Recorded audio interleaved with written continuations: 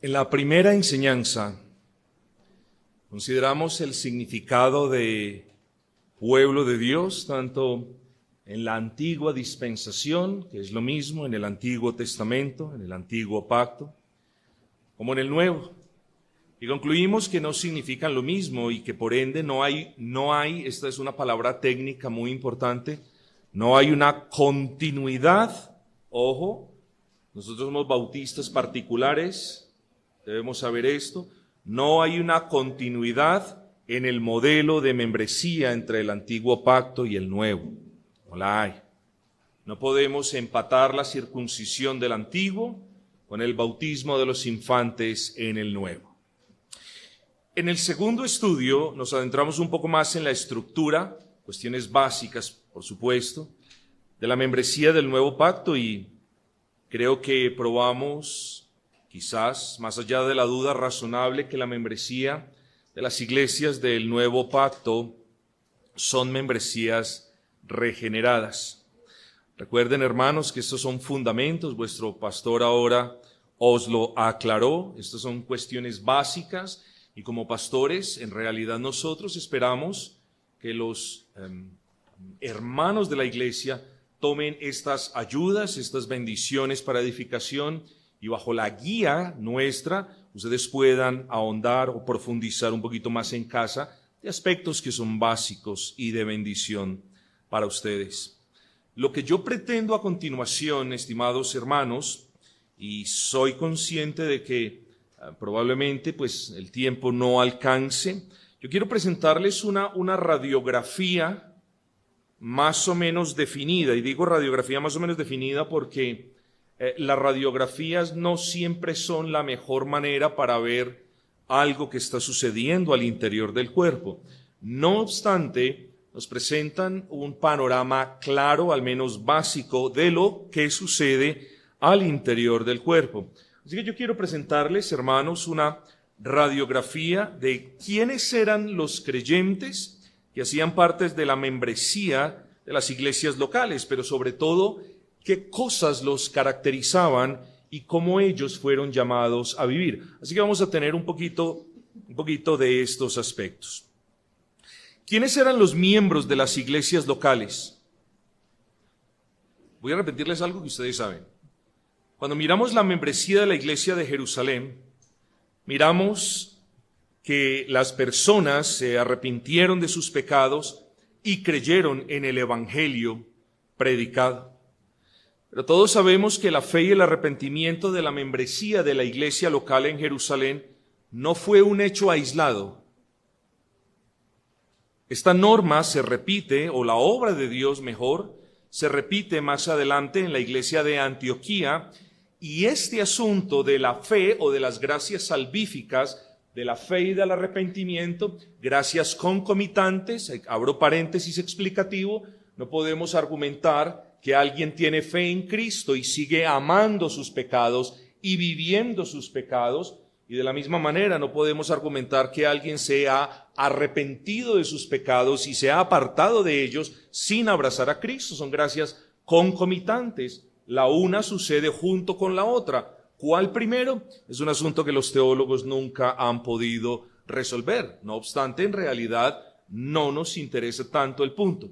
El punto es, hermanos, que las gracias salvíficas de la fe y del arrepentimiento eran cuestiones, gracias, bendiciones que se iban replicando, ya no solamente en la iglesia de Jerusalén, sino también en la iglesia de Antioquía, y esas gracias las vemos en las demás iglesias del Nuevo Testamento.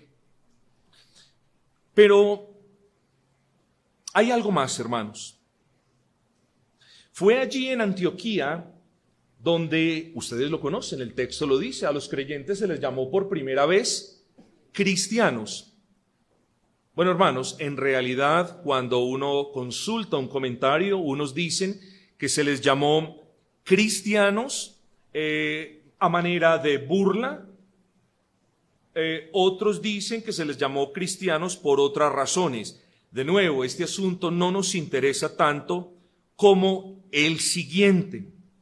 El punto, hermanos, era que aquellas personas que en Antioquía fueron llamados cristianos, el punto es, no eran como las demás personas. Ojo, no estamos hablando de que eran mejores que los demás. No necesariamente eran mejores, pero sí eran diferentes. ¿En qué sentido? En el sentido de que eran personas que mostraban la obra de Dios en ellos. Habían marcas de gracia. De la misma manera como, y no es una comparación justa, en un producto usted encuentra en qué país fue diseñado y dónde fue hecho.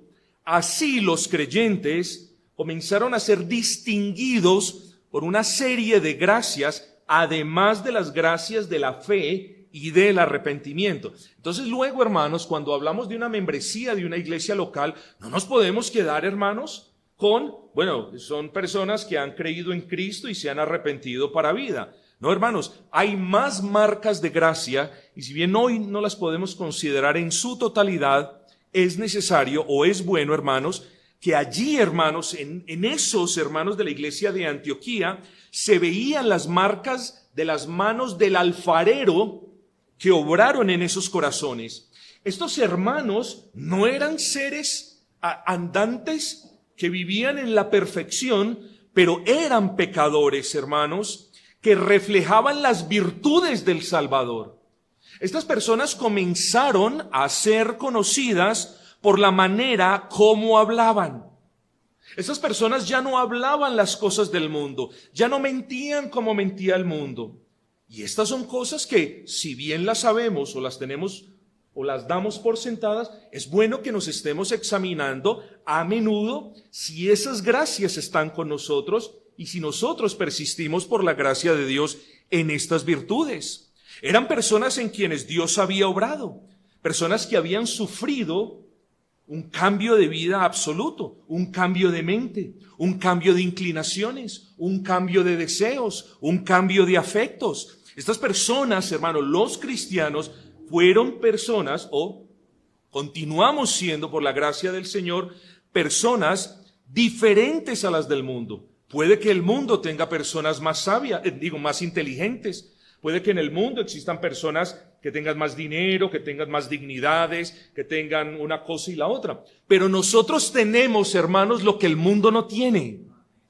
Y luego en ese orden de ideas, hermanos, al ser partícipes de las bendiciones del Señor, partícipes de esas bendiciones salvíficas, nosotros, hermanos, naturalmente reflejamos esa gracia del Señor. ¿De qué manera? Como ya lo dijimos, mediante un vocabulario diferente, mediante una actitud diferente, mediante obras diferentes. Así que, hermanos, nosotros, tanto como ellos, no deseamos las cosas del mundo. Y luego es una tragedia, hermanos, cuando habiendo sido extraídos del mundo, nosotros, los que hemos sido rescatados del mundo, nos comportamos como se comporta la gente del mundo. La pregunta es, ¿cómo nos van a distinguir la gente del mundo si hacemos lo que hacen ellos? Si decimos lo que dicen ellos, si mentimos como mienten ellos. ¿Cómo vamos a ser nosotros diferentes a la gente del mundo si nosotros estamos en la iglesia comportándonos como ellos? Así que, hermanos, estas eran personas diferentes, no mejores, pero sí diferentes. Pero la pregunta que nos atañe es esta, hermanos, y no voy a hacer mucha profundidad aquí. ¿Cómo era la composición de aquellos que conformaron la iglesia de Antioquía? Bueno, hermanos, el texto nos lo deja muy en claro. Y la mano del Señor estaba con ellos y dice, y gran número creyó. ¿Qué creyó? Creyó en el Evangelio. Y dice, y se convirtió al Señor. ¿De qué me habla esa conversión? Nos habla también de un arrepentimiento. Aquí vemos las gracias salvíficas de la fe y del arrepentimiento. Así que no hay dudas, hermanos, de que en ellos se veían esas gracias. Y eso el texto, el pasaje nos lo deja muy en claro, porque cuando la iglesia de Jerusalén envió a Bernabé a ver qué era lo que estaba sucediendo en Antioquía, Bernabé lo pudo evidenciar.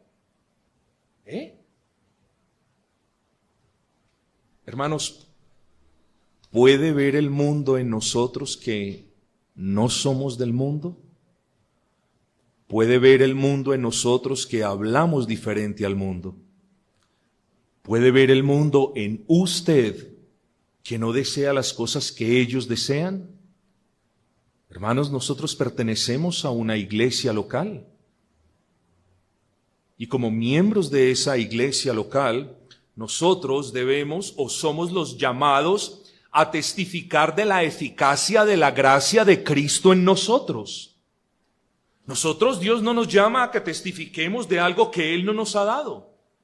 Somos salvos, bueno, testifiquemos de la obra de Dios en nosotros. Cada vez que abramos nuestros labios, pidámosle al Señor que sea para edificación, para unión, para paz, para ánimo, no para destrucción ni división. El mundo quiere eso. El mundo busca la división. El mundo procura la división. El mundo vive en división, vive en guerras. ¿Cómo nosotros al interior de la iglesia, en el seno de la membresía, estamos haciendo las cosas del mundo, hermanos? No, hermanos queridos, el Señor nos ha redimido y nos ha redimido para obras que le glorifiquen. Así que pidámosle al Señor, vuelvo e insisto, que nos conceda una renovada gracia para que nuestro testimonio brille delante de los hombres. No para que seamos conocidos o ustedes sean conocidos como la iglesia más grande de Bogotá. No, hermanos, pero los pastores no queremos eso.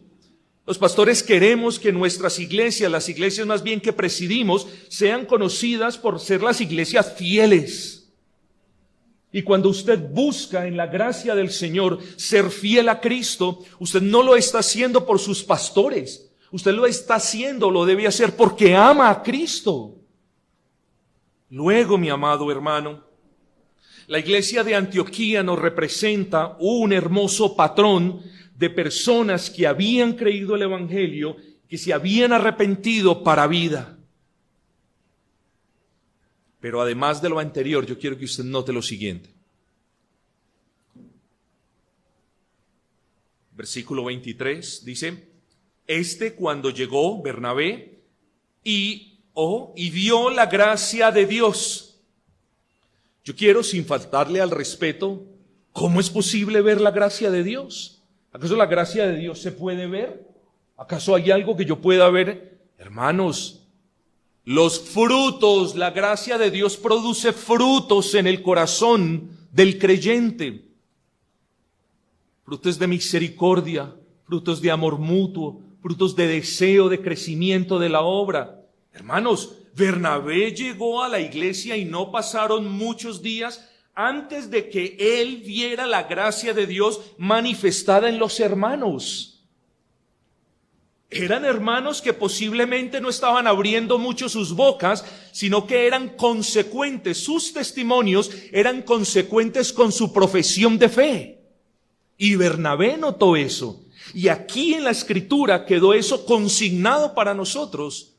Hermanos, si así tiene que ser todo el que venga a esta congregación. Debe ver la gracia del Señor y estoy muy seguro que ese sea el caso. Tengamos cuidado, hermanos. No manchemos, no dañemos el testimonio de las iglesias a las que pertenecemos. Pero continúo. Y cuando Bernabé llegó y vio la gracia de Dios, se regocijó. Y luego trajo una exhortación. Nota la exhortación. Exhortó a todos a que con propósito de corazón, es decir, a que con determinación, dice, permaneciesen fieles al Señor. Aquí ya hablamos de una palabra alrededor de la cual vamos a meditar un poco. En la iglesia de Antioquía, bueno, retrocedo. En la iglesia de Jerusalén, usted ve la fidelidad. No lee la palabra fidelidad en ese contexto de Hechos 2, pero usted la ve. ¿Cómo? Perseveraron en la doctrina de los apóstoles, perseveraron en las ordenanzas, perseveraron en la comunión mutua, perseveraron en la oración. ¿Y quiénes son los que perseveran, mis hermanos? Los fieles hermanos, los creyentes. Pero luego venimos aquí a Antioquía y usted también ve fidelidad. No obstante, hermanos, usted no escucha a Bernabé. Hermanos, seamos fieles, hermanos. Hermana, por favor, sé fiel al Señor. El hermano de allí atrás, por favor, dedícate a la obra, sé fiel, te lo suplico. No, hermanos, Bernabé les estaba exhortando a que permaneciesen fieles. Eran fieles. Y la exhortación ahora para la membresía de la iglesia de Antioquía era a que permaneciesen fieles. Hermano, yo no soy Bernabé, no creo que le llegue pues a los talones a nuestro hermano ya en la gloria de Dios. Pero sería imposible pararme en este púlpito y no exhortarles con amor, hermanos, a que permanezcan fieles. Perdería yo mi tiempo, hermanos, si no les exhortase a que permanecieran fieles. Ese es un deseo, hermanos, de este servidor. Permanezcan fieles, hermanos. ¿Es usted un hermano fiel de verdad a la causa de Cristo? Yo le pido, por favor, que no me responda, no soy fiel, o sí soy fiel. Mírese. Mire las palabras que usted habla en medio de la congregación. Mire las cosas que usted hace en medio de la congregación. Mire el amor que usted tiene en la congregación. Todas esas cosas le pueden presentar un panorama si usted es fiel o no. ¿Apoya usted la extensión del reino? Eso le ayuda a determinar si usted es fiel o no. ¿Habla usted bien de su iglesia, de sus ministros, de sus hermanos? Esas cosas, hermanos, son las que nos dicen si estamos siendo fieles o no al Señor. Examínese, hermano querido. Bueno, hermanos, si usted dice, sí soy fiel, bueno, gloria al Señor, porque, entienda esto, la fidelidad es una característica de los miembros de una iglesia local. Fidelidad. No solamente de los hermanos en Jerusalén, no solamente de los hermanos en Antioquía, sino de los hermanos en la iglesia de Éfeso, en la iglesia de Colosa. Dice, santos y fieles. Ahora bien, cuando la Escritura nos habla de fieles, sí, en primera instancia nos está hablando de hermanos que creían, hermanos que perseveraban en la fe, gloria al Señor. De otra manera no podemos hablar de iglesia. Pero también debemos entender, en el sentido aplicativo de la palabra, que los cristianos son personas fieles. Ahora, el asunto de la fidelidad tiene que ser un distintivo de la iglesia local. Hermanos, no quiero poner cargas aparte de las que el Señor nos pone a nosotros. Pero hermanos queridos, ustedes deben ser conocidos o tienen que continuar siendo conocidos por ser una iglesia fiel a Cristo.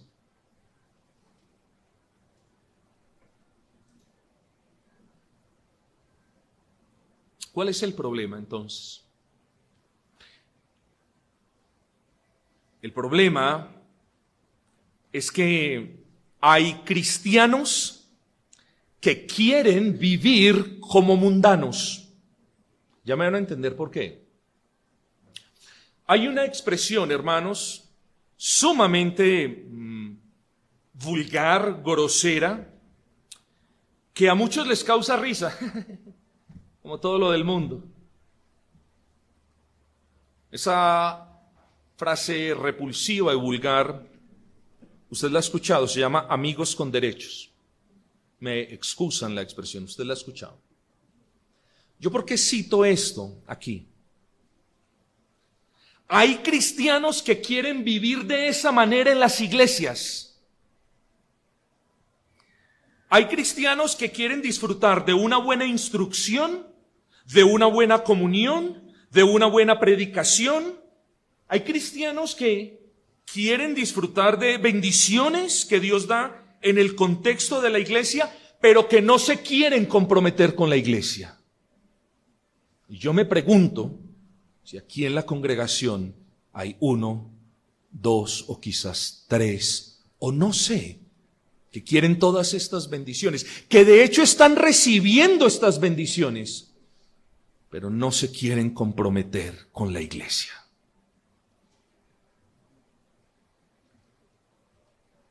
Cristianos que esperan palabra de Dios, pero que no aportan al avance del reino de Dios. Cristianos que quieren vivir en paz, pero que no aportan para la paz de la iglesia. Cristianos que quieren que los miren con respeto, pero que se rehúsan a cumplir la orden apostólica de mirar a los demás como superiores a nosotros mismos. Y antes de reclamar, hermanos, tenemos que ser ejemplos de dar. No, hermanos, la membresía de cada iglesia local tiene que ser conformada por creyentes que obedezcan a Cristo, que respeten sus pastores, que amen a sus hermanos y que procuren de palabra y de obra el bienestar y la prosperidad de la iglesia. La membresía, como nos lo enseña el Nuevo Testamento, está conformada por hermanos fieles y comprometidos. No perfectos. ¿Quién puede ser perfecto, hermanos? Pero la membresía sí debe ser caracterizada por hermanos que han abrazado a Cristo, que se han arrepentido de sus pecados y que por la gracia del Señor son fieles. Hermanos, con sus luchas y falencias como cualquier otro creyente debajo del sol, pero hermanos dignos de confianza. Dígame la verdad, o más bien dígasela a usted. ¿Es usted un hermano con luchas, con falencias, con dificultades, con luchas como cualquiera de nosotros, pero usted es un hermano digno de ser confiado? ¿Se le puede a usted decir algo sin que usted lo haga un chisme en la iglesia? ¿Se le puede dar una responsabilidad esperando que la ejecute? ¿Se le puede pedir un favor para que usted lo haga para la gloria del Señor? Bueno, esa y tantas otras cosas que podríamos decir. Hermanos con los que uno pueda vivir en paz. Hermanos, imagínese usted, bueno, lo voy a traer en estos momentos a los tiempos de Nehemías. Ustedes saben que Nehemías, ¿qué estaba haciendo? Estaba reconstruyendo el muro, ¿no es así? Y llega un punto en el que las Sagradas Escrituras nos dejan muy en claro que ellos estaban con una mano sosteniendo el palustre y con la otra la espada. Hermanos, ¿no es cierto que de alguna manera nosotros todos los días estamos edificando los muros de la iglesia, estamos sirviendo en el seno de la iglesia, estamos aportando para el avance del reino de Cristo? Sí. ¿No es cierto, hermanos, que de cierta manera nosotros estamos por aquí trabajando, sirviendo y con esta lidiando con el enemigo? ¿Cierto que es verdad eso? Imagínese usted, yo al lado de otro hermano y con miedo de que el otro hermano me entierre la espada. ¿Habría de ser edificado el muro? No, hermanos, estaría uno así con miedo porque me va... Hermanos, en la iglesia no puede existir ese sentido de sospecha. Nosotros en el seno de la congregación debemos vivir en paz, trabajar en paz, servir en paz, adorar en paz, sin tener el temor de que alguien nos va a hacer algo malo. Suficiente tenemos en el mundo, hermano. Tenemos a los que odian al Señor, que nos hacen cosas malas, que piensan cosas malas. Tenemos a Satanás que nos aborrece. No, hermanos, en el seno de la iglesia de Cristo no podemos glorificar al Señor estando pendientes de quién es el que nos va a hacer daño. Fidelidad, entonces, se puede medir en términos de hermanos con los que podamos vivir en paz, servir en paz, adorar en paz, hermanos. Pero la fidelidad también es sinónimo de constancia. ¿No les ha pasado que se da una responsabilidad y entonces toda escoba nueva barre bien, lo hacemos el trabajo muy bien, todo lo demás? Después no volvemos a ver a la persona. O vemos a una persona haciendo algo y luego no lo vemos haciendo lo mismo. Entonces, hermanos, el pueblo del Señor no solamente es fiel en los aspectos que hemos descrito anteriormente, sino también el pueblo del Señor es un pueblo fiel en el sentido de personas responsables. ¿Es usted fiel, por ejemplo, respondiendo a todas las convocatorias de la iglesia? La fidelidad se mira ahí, hermanos. ¿Es usted fiel, estimado hermano? Bueno, la fidelidad se mira en términos de rectitud y honradez. No podemos habitar entre hermanos con una persona deshonrada, ¿no es así? No podemos. La fidelidad también se puede expresar en términos de esmero, compromiso, cumplimiento.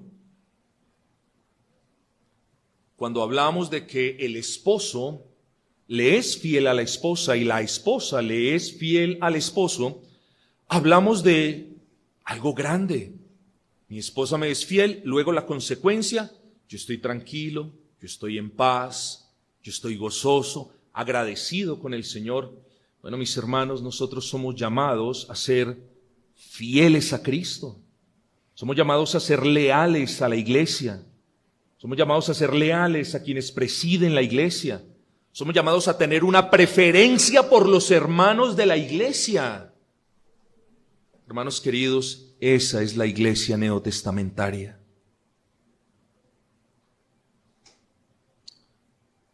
Todas esas virtudes deben ser observables en las membresías de las iglesias locales del Nuevo Pacto.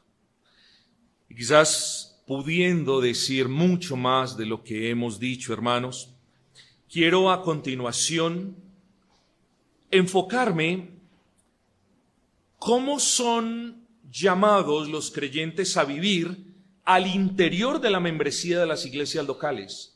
Hermanos, ustedes saben, de antemano lo digo, que pues esto no es un estudio exhaustivo. No espero dejar los precedentes básicos para que ustedes puedan investigar más. No podré hacer, hermanos, una lista exhaustiva de los asuntos que caracterizan la vida en el seno de la iglesia. Pero mi enfoque en lo que queda de tiempo es proponer la siguiente tesis. La vida, escuche bien si lo desea, la vida al interior o la vida de los miembros al interior de la iglesia o la vida de la membresía, en última instancia es definida por dos asuntos. El primero, por las responsabilidades generales de cada miembro. Y en segundo lugar, por las responsabilidades mutuas entre los miembros. Son dos cosas tremendas y estoy convencidísimo de que ustedes van a ver estos asuntos en el curso de la membresía que pronto estarán comenzando.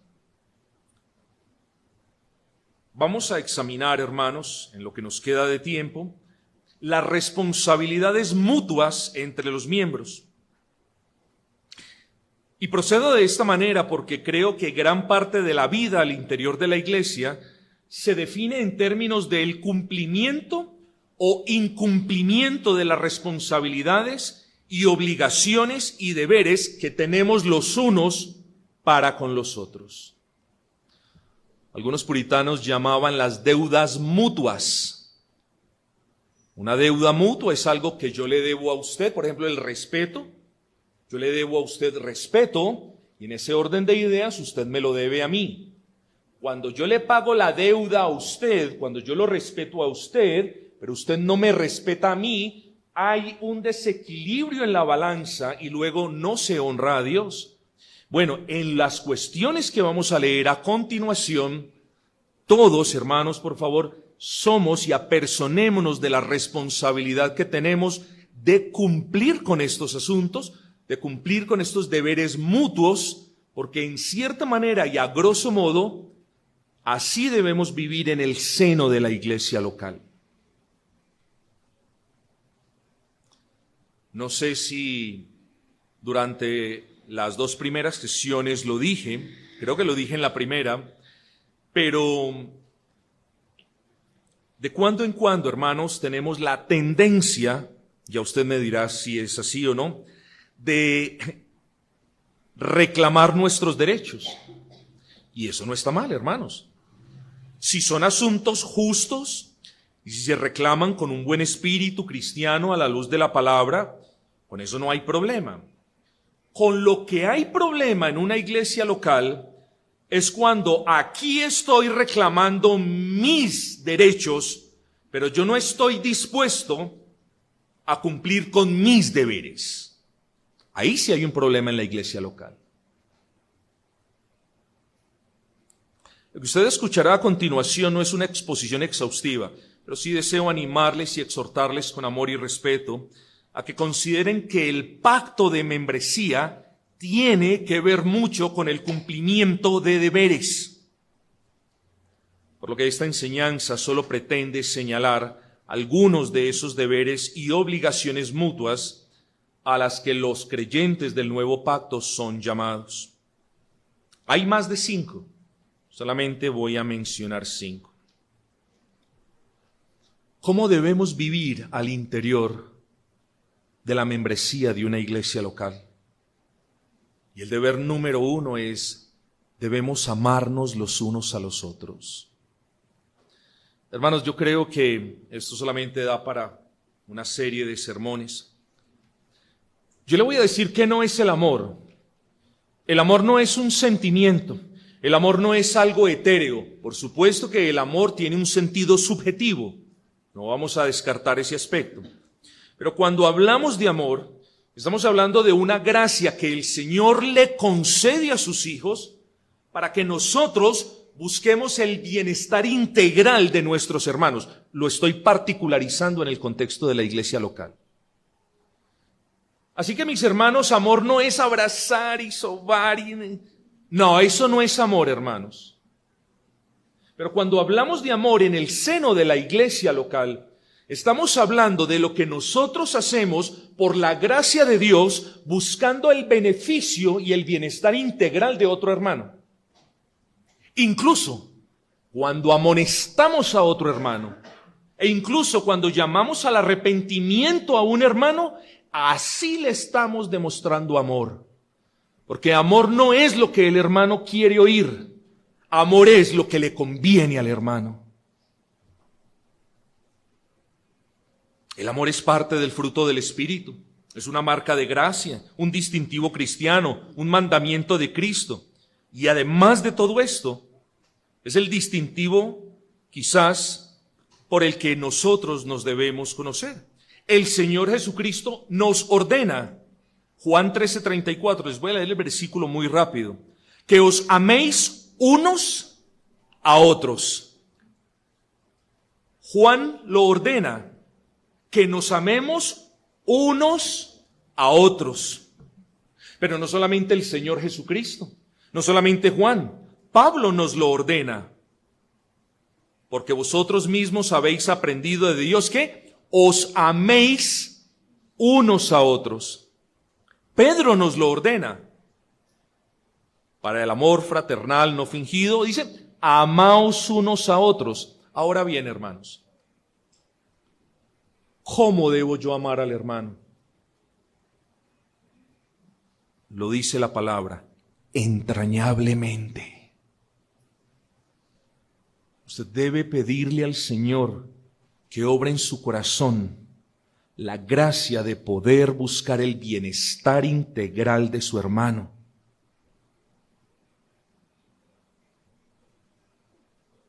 Segundo deber, entonces, en el seno de la membresía, hermanos, debe reinar el amor mutuo.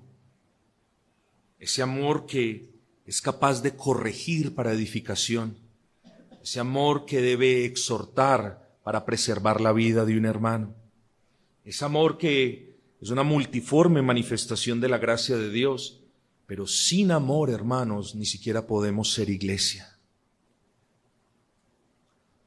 Noten que todo lo que les voy a mencionar, los 5 aspectos, giran en torno a unos a otros. Entonces el primero fue, amaos unos a otros.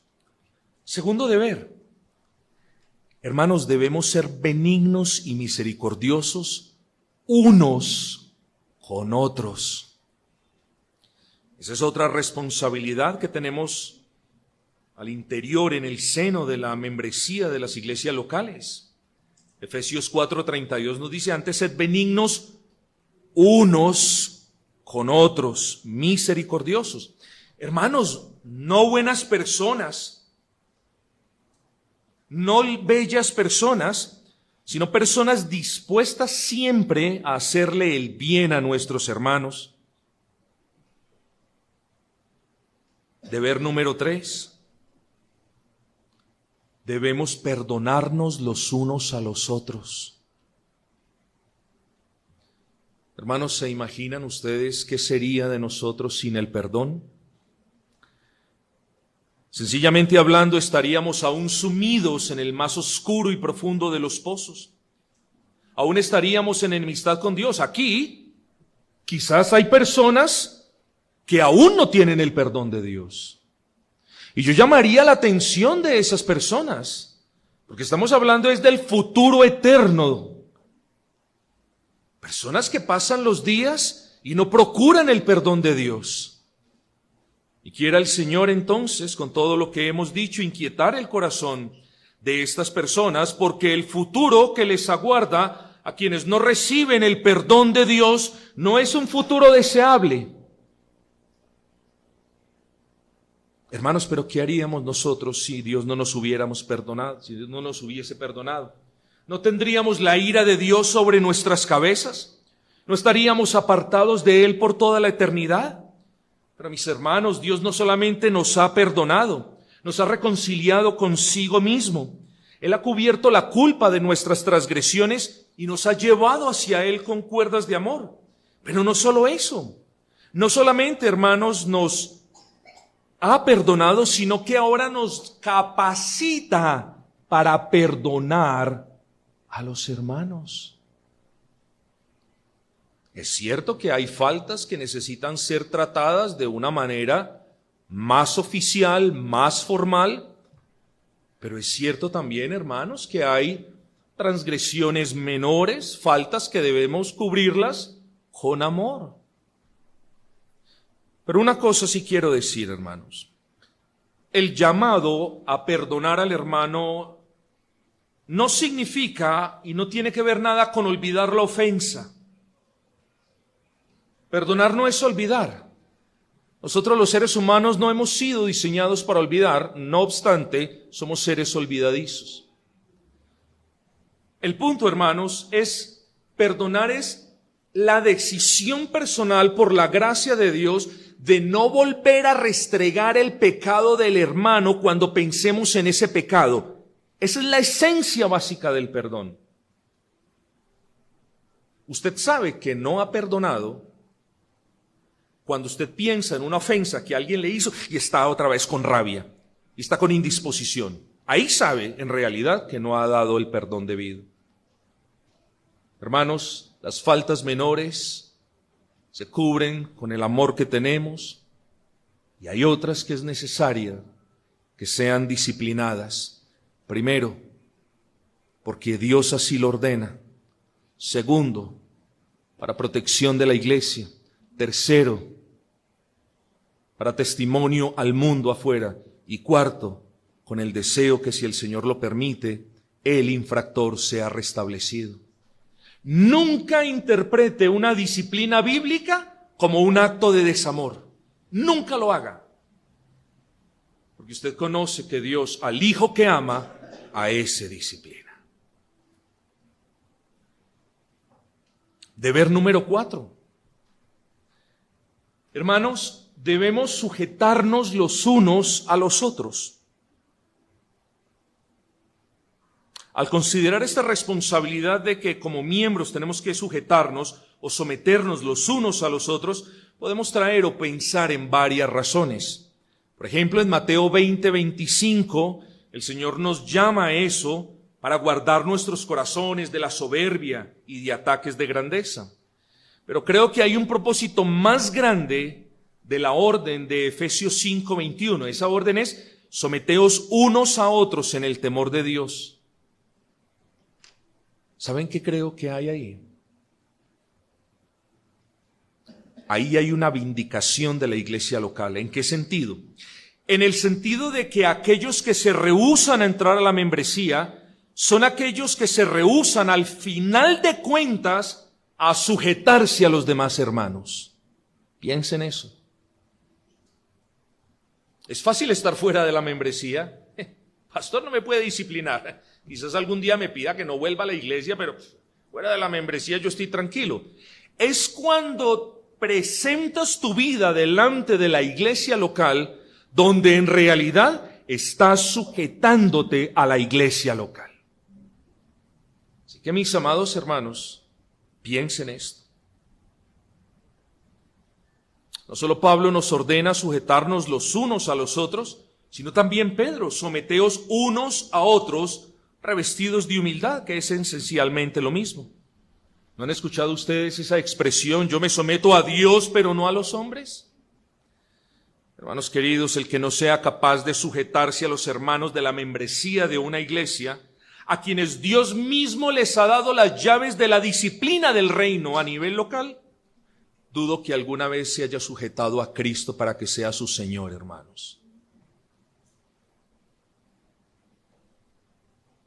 Otro deber: animar a los hermanos.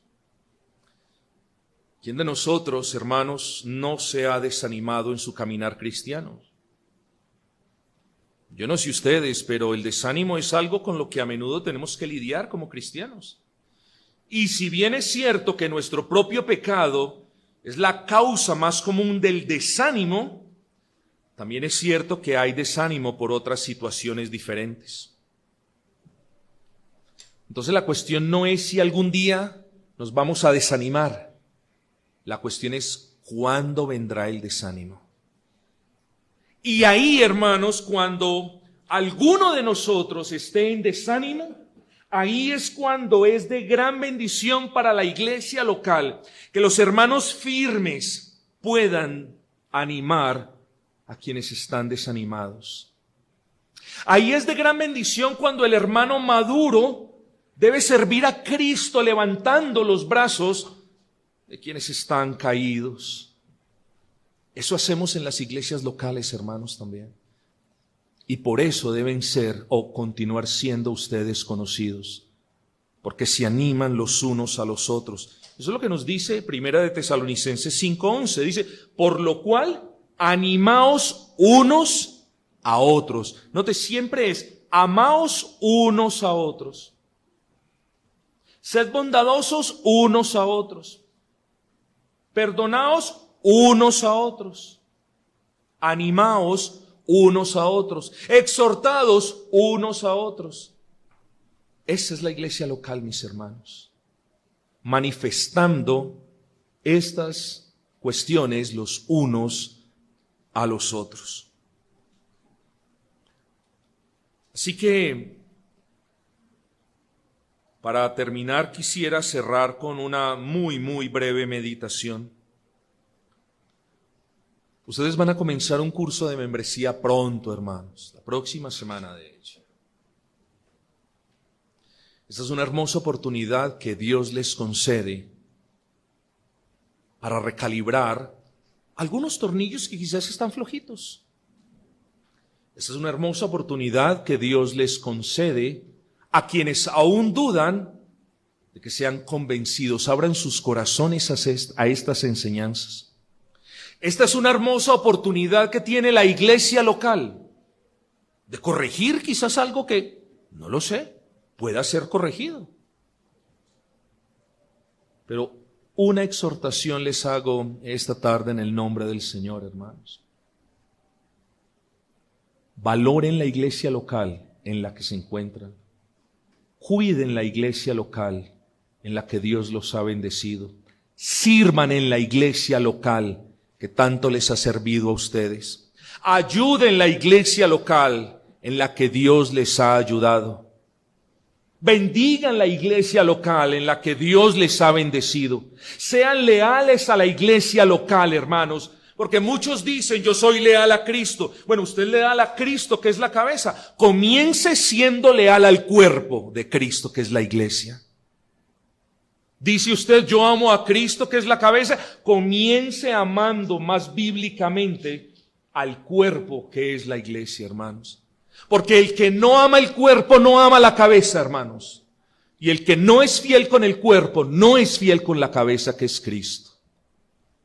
Y el que busca la destrucción del cuerpo, busca la destrucción de la cabeza. Y como no se nos ocurre buscar la destrucción de Cristo, que tampoco se nos ocurra buscar la destrucción de la iglesia, mis hermanos. Hermanos, el asunto de la membresía debe ser tomado seriamente. Este no es un asunto de preferencia, sino de obediencia.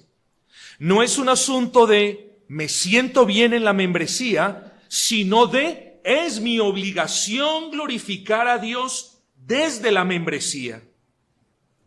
Es de hecho un asunto que habla de responsabilidad para amar, para animar, para sostener, para trabajar, para soportar, para sustentar, para colaborar, para cuidar.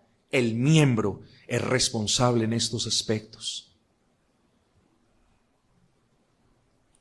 Recuerden ustedes las penurias que vivieron cuando no tenían una iglesia bíblica, mis amados.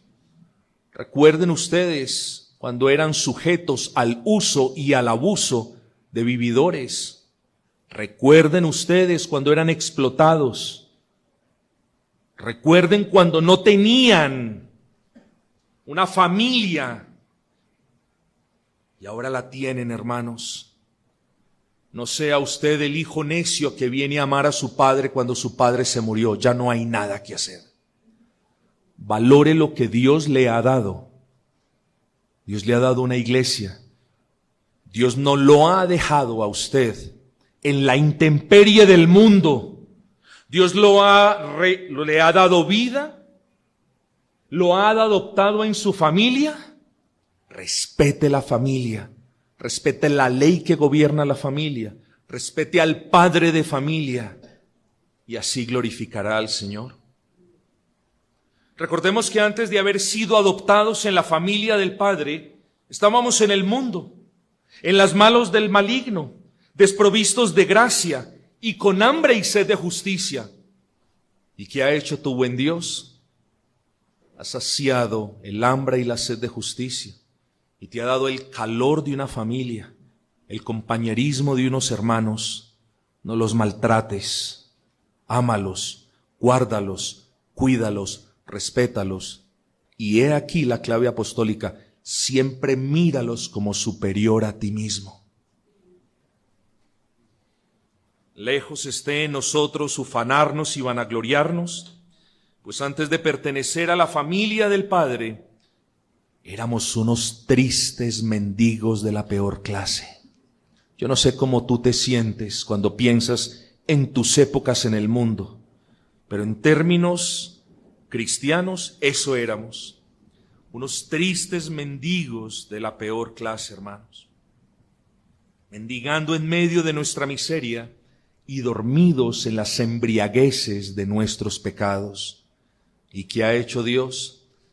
Ha tenido contigo paciencia, te ha perdonado, te ha dado nuevas vestiduras, te ha traído una familia. Cuida esa familia con tu ejemplo. Porque el mal ejemplo en medio de la familia es un precedente fatal.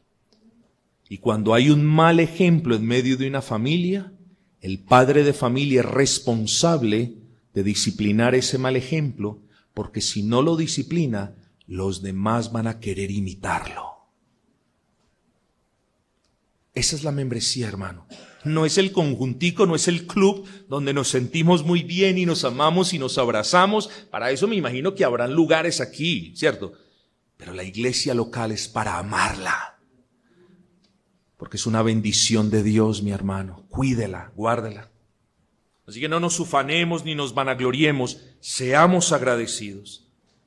Y termino, hermano, diciéndote, mira lo que Dios ha hecho en ti. Agradece al Señor. Ama al Señor, obedece su palabra y cuida su iglesia, porque aquí es donde has recibido el calor de un hogar, la compañía de quienes te aman, la instrucción que tu alma necesita y bendiciones a granel. Y cuando uno tiene esas bendiciones, faltaría ser tonto y necio para uno descuidarlas. Así que agradezcamos por ellas, hermanos queridos, y hagamos lo que Dios nos manda hacer. Quiera el Señor, hermanos, que esta breve y sucinta meditación y las demás que hemos tenido sea de algún tipo de utilidad para esta hermosa iglesia a la que aprecio, a la que amo, para esta iglesia, hermanos, que hasta el día de hoy ha sido baluarte y columna de la verdad y ha sido testimonio de luz en medio de las oscuridades de este mundo. Quiera el Señor que ustedes continúen siendo ese faro que atraen los pecadores hacia Cristo y quieran que el testimonio de esta iglesia sea conocido por generaciones por venir. Hermanos, uno pudiera decir, claro, Dios lo va a hacer, pero esas bendiciones, hermanos, también las procuramos delante del Señor en toda oración, en toda entrega, en toda cooperación. Así que, hermanos, los dejo pues, y me despido de ustedes de antemano con gran afecto y amor en el Señor, exhortándoles, por favor, a que continúen siendo fieles. Lo mismo que dijo Bernabé a la iglesia de Antioquía. Yo creo que no tengo más palabras o mejores para decirles. Hermanos, veo la mano del Señor en ustedes, veo la gracia del Señor en ustedes. Continúen siendo fieles al Señor.